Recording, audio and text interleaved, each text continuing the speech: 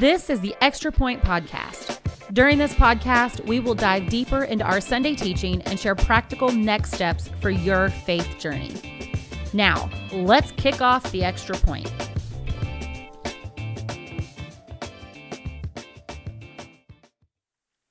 Well, hello and welcome to the Extra Point. I'm Cheryl Ross, the Next Steps and Discipleship Pastor here at Southridge Church. And I'm with Scott Beha, our lead pastor. And we are in another week of our series, Stained Glass Crash. We're almost to the end. Yep. Almost. But hey, before we go any further, if you have not subscribed to our YouTube channel, if you're watching on there, make sure you go ahead and hit that subscribe button so you don't miss out on any new content. And follow us on iTunes or Spotify if you listen to the podcast there. But this week was pretty great. We talked about how we shouldn't make it hard for people to come to know God. Yeah. How, transformation is really up to God. Yeah. And two statements that were separate, but they go together, that I just absolutely loved, and I saw other people post, is that, Jesus plus nothing is sufficient for salvation. Yeah. Jesus plus nothing. That we're not saved by what we do, but by the undeserved grace of our Lord Jesus. Let's just share the gospel real quick. Yeah. Well, I mean, this is on like Reels. I don't do TikTok, but I do Reels on Instagram. Yeah. I get like a lot of religious Reels and stuff, which is cool. But sometimes like there's some that make their way in there. Like and this one strand of them was from a devout Catholic who was like talking about how Protestantism was heresy because they said that Christianity had always been a works-based religion from the beginning. And I thought, holy cow, where would you even come up with an idea like that whatsoever? That historically speaking, from the scriptures, that Christianity was a works-based religion of any kind. In fact, I mean, one of the major points that the New Testament writers are trying to make is what a departure from Judaism and every other system of religion that the world had ever known. That's what Christianity stood for.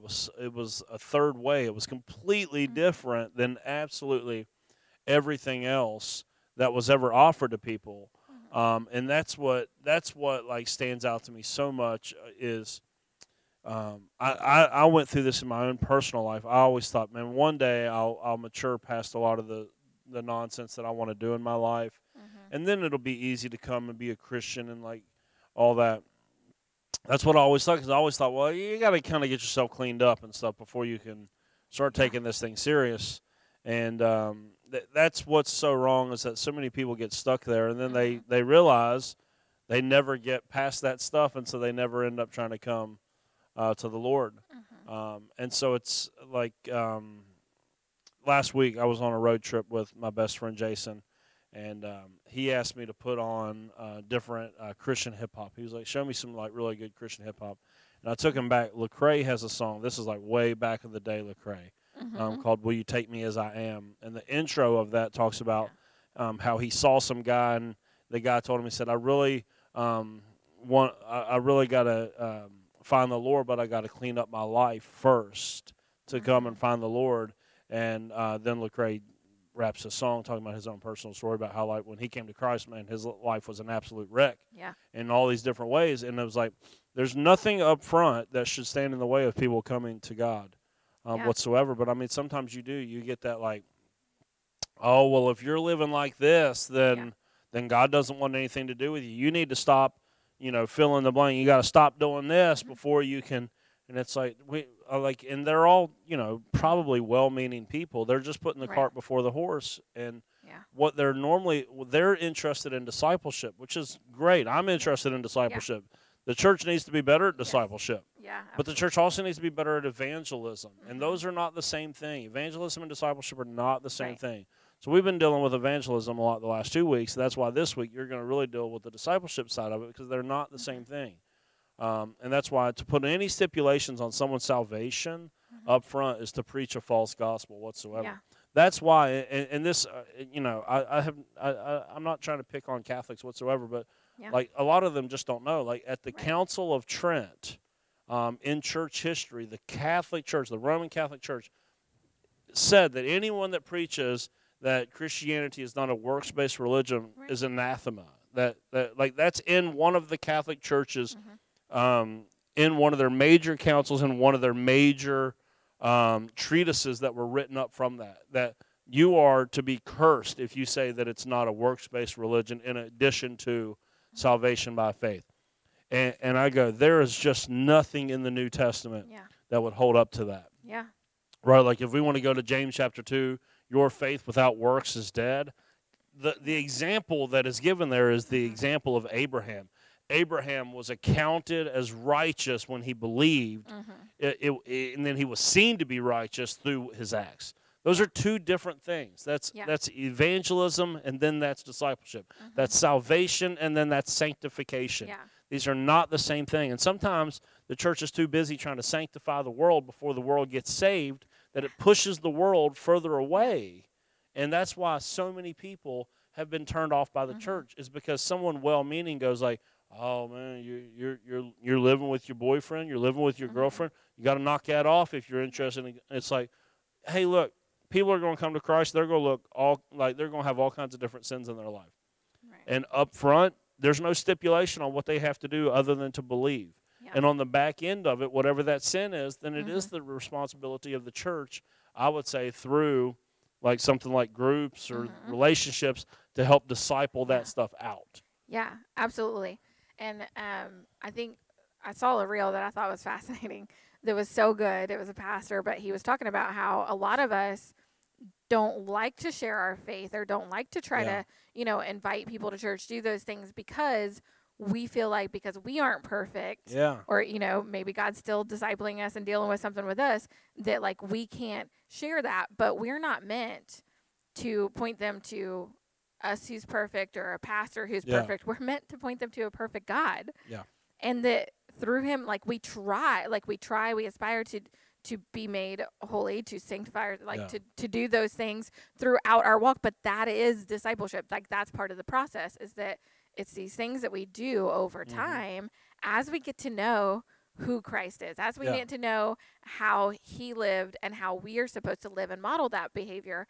But the belief comes first. Yes. I know you've said it before and I've heard it many times, the behavior is what follows the belief. Yeah, our behavior always follows what we believe. And so the true test of whether you believe what you say you believe is that eventually your behavior follows. Yes. If the and that's what these people are so worried about. Is well, what if this person's life never changes? Well, then if their life never changes in any way whatsoever, then they didn't actually believe what they said that they believed. Yeah. And this is where, as someone that comes from a Wesleyan background who does not hold to the doctrine of unconditional eternal security, this is actually where I would agree with those that are fans of eternal security. Is I do think that the vast majority of people that never bear fruit in their life after what they would call a salvation experience, that they never got saved. I do think that's probably what happens in those situations. If there's no fruit afterwards, then the person didn't get saved, because behavior always follows belief. Whatever I believe, from here to my house, there's 4 different ways I could get home. I'm going to go home the way that I believe is the fastest or best way to get home, because my behavior will ultimately follow my belief. The reason why I ordered what I did at lunch today is because I believed it was the superior option to everything else on the menu. My behavior always follows my belief. So if it doesn't, then I don't actually believe what I say that I believe. So it was a false confession, false conversion, whatever you want to call it, in those moments whenever our behavior doesn't follow suit. But that's also drastically different than someone who truly does come to Christ and is struggling through the sanctification process. And that's why to pronounce judgment over someone, their life's not going to get cleaned up in 2 weeks. So just because they came to Christ, they don't have it all figured out in 2 weeks. I was saying this on Sunday, some of us, we've lived in God's grace for so long, we done forgot what it was like to be unsaved. Right. Sometimes someone has lived so far from God for so long, their life is so tangled up in sin, it's not going to be an easy process of getting all of that untangled. Even in a year, sometimes 5 years, sometimes 10 years, there will be some sort of progression. You'll be able to see it, but their life is not going to get instantaneously cleaned up like what you may want it to get cleaned up. And that's why, we walk together in this, and why I think relationships are the best thing for discipleship, because you can really tell in that relationship if something's really happening or not. If there's a genuineness going on, whereas, like, I can't just look at how someone's living their life and, like, this was a problem of mine in ministry. And I think it's something that the Lord heals you of the longer you do ministry. Yeah. Is like you might look at certain people that struggle with certain sins or are committing certain sins, and like just go like, oh man, they're just putting on a game. Yeah. They're just faking it. Like, look, they're still doing this after all these years. They're just putting on a game, whatever it is. And that may be true, but more often than not, as I've sat down and actually had, from a distance, that's what it looked like. But when I finally sit down and talk to these people, some of these people are just mixed up from the life that they used to have and still trying to figure it all out. And they love Jesus as much as anybody in the church, which a lot of times you'll have those conversations. It'll be like mind-blowing. They'll be like, good Lord, they probably read the Bible more than I do, it seems like, because every word that comes out of their mouth is like Scripture, and they're talking about how much they love the Lord and all that. Yeah. So it's like, I think the whole transformation process, like, really, we have, like, I just don't think that we always trust God to actually be God. Yeah. We think, oh, no, I got to help God out. I got to go and, like, make this person feel bad for what they're doing or condemn them or shame them or whatever it is. And, like, that will just never draw people to Christ whatsoever. And I think that the church has some major issues when we start telling people, well, you got to fix this before you can. Oh, you got to stop getting drunk. You got to stop living with your boyfriend before you get saved. You got to stop, having those feelings towards that person. Whatever it is. Yeah. You just start telling people they got to do stuff up front just to get to God. That's so unbelievably damaging and anti-gospel. Because all of that stuff probably does need to happen, but like, again, the webs that we weave in life are not easily untangled in a moment. Right. Whereas, like, our forgiveness before God is instantaneous the moment that we put faith and trust in Him. The process of working all of that out. Yeah, like I think of climbed up in a little tree. Oh, Zacchaeus. Zacchaeus, yes. Yeah. Sorry. I'm like, man, I could think of part of the song. With him, he met Jesus, and Jesus recognized a change within him and said, salvation has come to this house today, right? Salvation is here, but then he said, it wasn't until after that that he said, listen, I want to make things right. Exactly. I will pay back these people twice as much if need be. I'm going to do this for everybody that I've done wrong. It was after. Yeah. I mean, practically speaking, how long do you think that took? Oh, well, I can't imagine. He was the chief tax collector.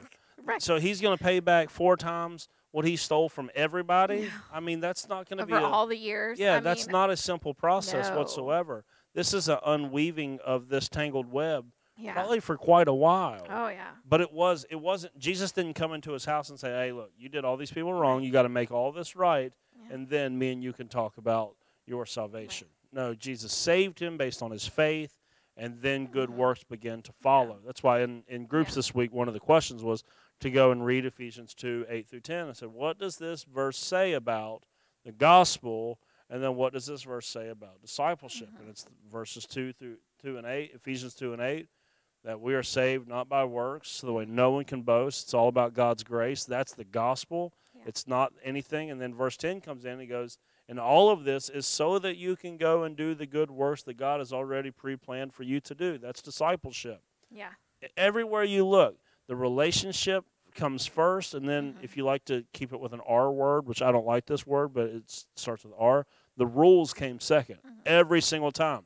God had a relationship with Abraham where he declared him to be righteous in Genesis 15, I believe. Genesis 21, he says, all right, now go take your son up on the mountain and kill him. He didn't start with that. Yeah. He didn't start with, hey, if you'll go take your son up on that hill and kill him, then me and you can talk about let's getting you saved. There'd be no way. No. And that's no what it looks like when Christians go like, hey, you've got to stop struggling with that sin before God wants anything to do with you. No, it started that way. Same thing with Moses. Moses had God had a relationship there and then calls him to go and do something. Everywhere you look, the relationship, Zacchaeus, hey, I'm coming to your house today. I want to eat with you. I want to be with you. And then, okay, here comes the discipleship.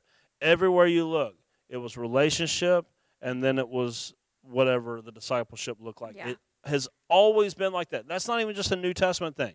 That is always what it has been like from the beginning. Like God chooses to be in relationship with Adam long before the stipulation on, hey, don't eat this tree. He's already in relationship with him. He's already chosen him. Yeah. He's already declared his love for him. Yeah. And then the rule comes afterwards. Yeah. And so, like, you can make an error. Like, and I get it. Like, holiness people get really worried, and they're like, oh, you're just going to tell a bunch of people that they're saved, and then their life never changes. Yeah. Like, well, if their life never changes, then they weren't serious about it from the beginning.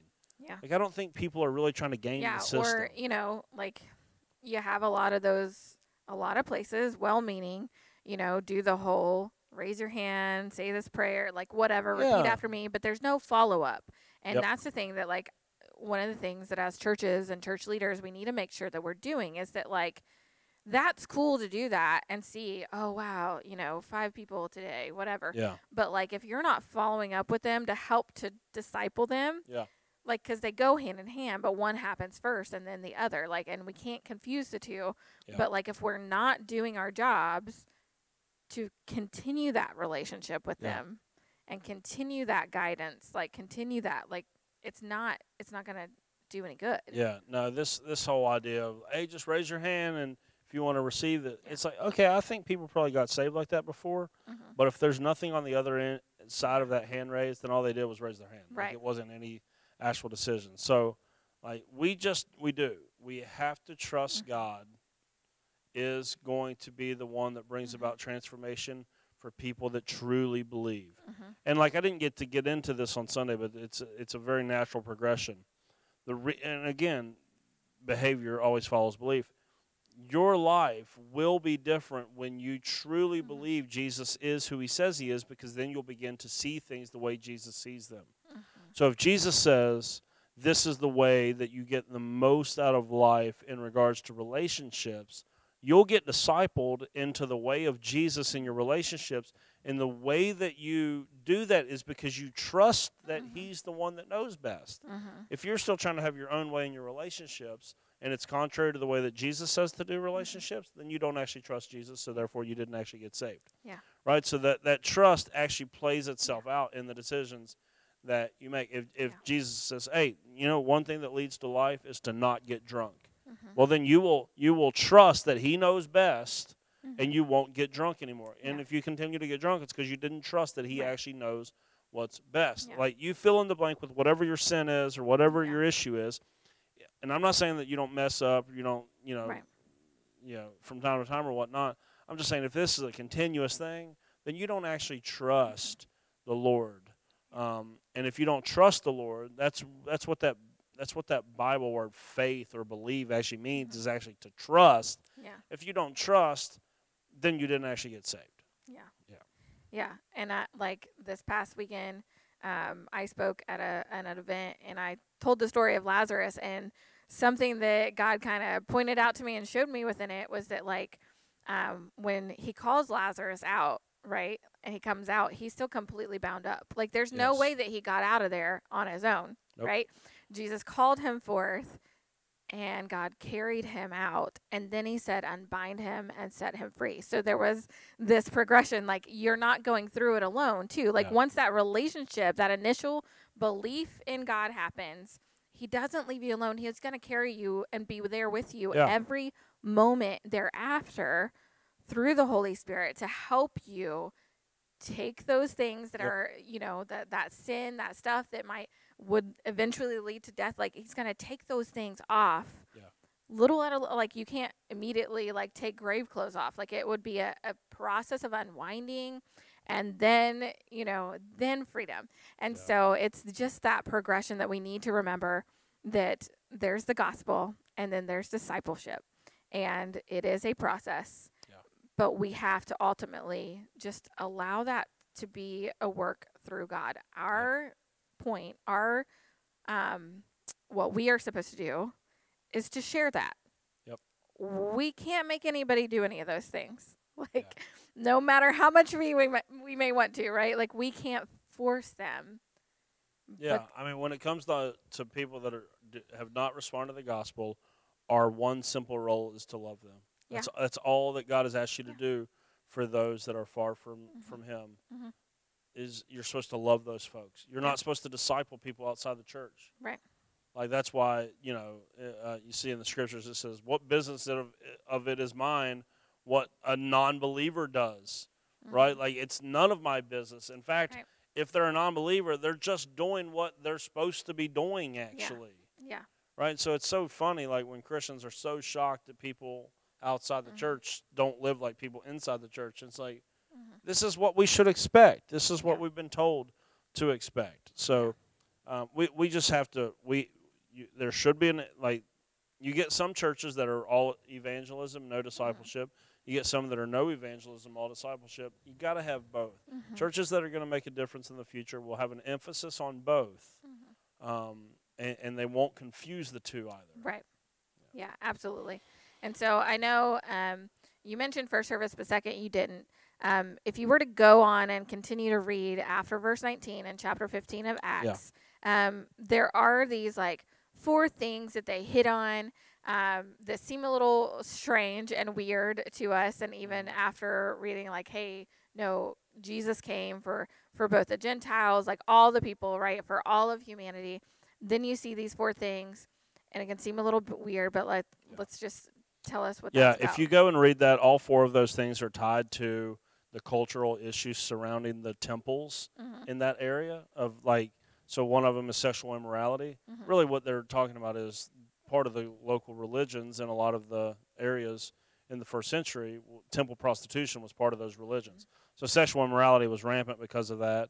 And then eating certain meats and all this different stuff that they mentioned in the rest of Acts 15, all of it was really tied to the temple, the pagan temple system. And what was happening is those were 4 things that the church is going, hey, let's stay away from these. But it was discipleship. It wasn't gospel issues. Right. They weren't saying, if you stay away from these 4 things, then you can be saved. They were saying, because you are saved, let's stay away from these things. Part of that was because you had Jews and Gentiles, and the Jews would do certain things that Gentiles wouldn't, and vice versa. And if they were ever going to get along together, then there had to be some concessions. So it was more about discipleship and fellowship than it was about evangelism. And again, we don't want to get that confused. So if you read the rest of that story and then feel like, oh wait, no, they did add stipulations. They really didn't. What they were doing on the back end was hey, this is a mixed up, messed up group of people that's got to be able to get along.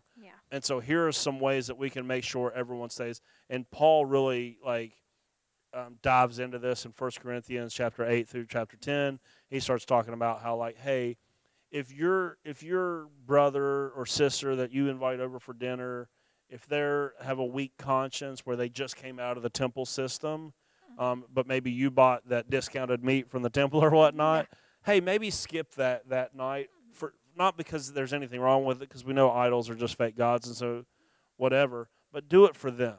That's what's happening here in Acts 15. Is it's just concessions for brotherly love. Yeah. Essentially, the easiest modern version of this for me is no matter what you feel about alcohol, if you have a friend that's an alcoholic and you drink in front of them, that's probably a bad witness. Yeah. It's not very loving. It's not very loving whatsoever. I'm not saying that you don't have your Christian liberties to indulge in that in certain situations and things like that, but I am saying if you got a friend, if you're inviting a couple over and they both just came out of your recovery ministry at church, then you're not being a good brother or a good sister by doing that. That's the same thing Paul's talking about when it comes to this idol meat and stuff like that. It's just if you're going to do something that's going to harm someone else, as a Christian, you should just think through that and go, you know what, that's not a great idea. Right. And that's all that was happening. So they were not putting stipulations or adding to the gospel. It was simply discipleship and fellowship, guidelines so the way the church could get along and be able to have fellowship with one another. Yeah, absolutely. So good. So I'll just leave you with this little nugget that you said that I just enjoy, and I think it wraps it up really nicely, is that you can't clean the fish before you catch it. Yeah. So that is this in a nutshell, really. But if you want to continue to catch new content, we drop every Wednesday for the Extra Point, and you can catch us on Sundays either live on our YouTube or after the fact. But we hope you have enjoyed this, and we'll be back next week for one more week of Stained Glass Crash.